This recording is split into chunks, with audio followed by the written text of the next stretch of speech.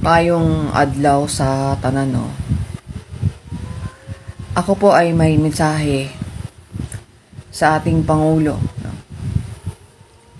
We admit na medyo nadi-disappoint po kami sa mga pangyayari tulad lang din ng pag-arrest na dapat, no, sa pag-aresto, no, sa kay Senator Bato. Alam niyo po, Mr. President, kami po ay iyong tagapagtanggol and handang magpakamatay din para sa bayan.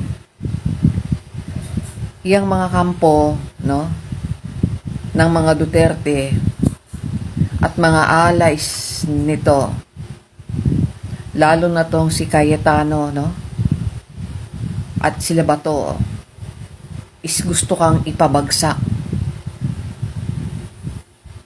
And meron akong info na nakarating sa akin ngayon na mula din sa PNP na mag-iingat ka ngayon kay Nortatis.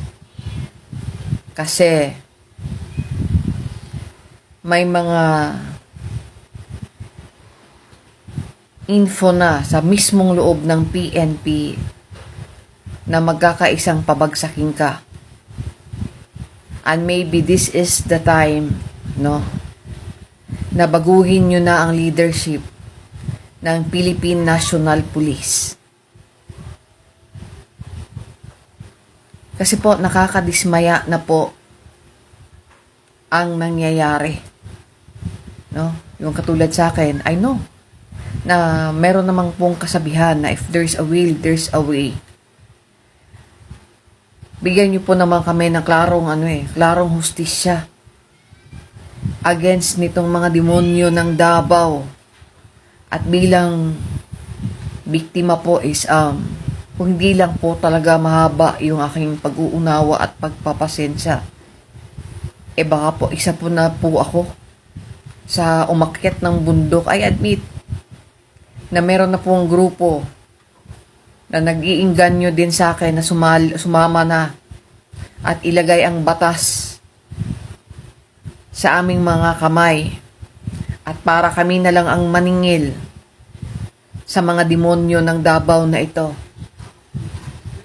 Kasi po, sa nangyayari ngayon, nakakaawa po, lalo na po, ito pong mga men sa National Bureau of Investigation. Dahil grabe na po ang paninira sa kanila. Most especially ng iyong kapatid.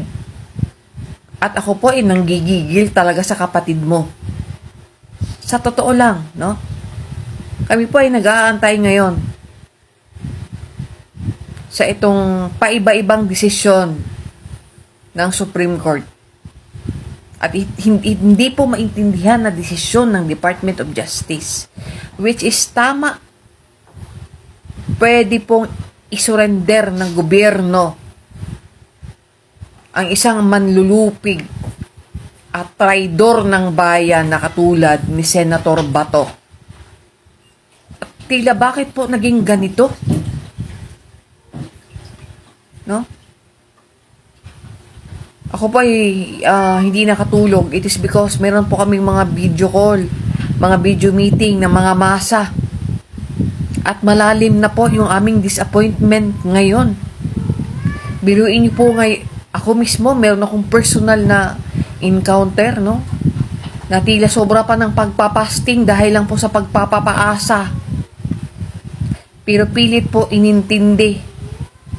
Dahil po nauunawaan po namin.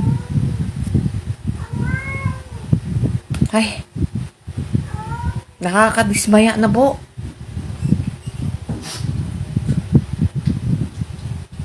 Sa totoo lang, magdesisyon po kayo in favor sa amin. At nakakalungkot na po ang pangyayari sa ating bayan ngayon. Huwag niyo pong hayaan na manaig itong mga manlulupig neto at siguraduhin na ang Philippine National Police, itong mga Marines at itong AFP ay ang iyong utos pa rin at ang sinusunod. Kasi wala na rin po sa ayos si John B. Cremulya. Nakakalungkot na. Nakakadismaya na po. Dagang salamat.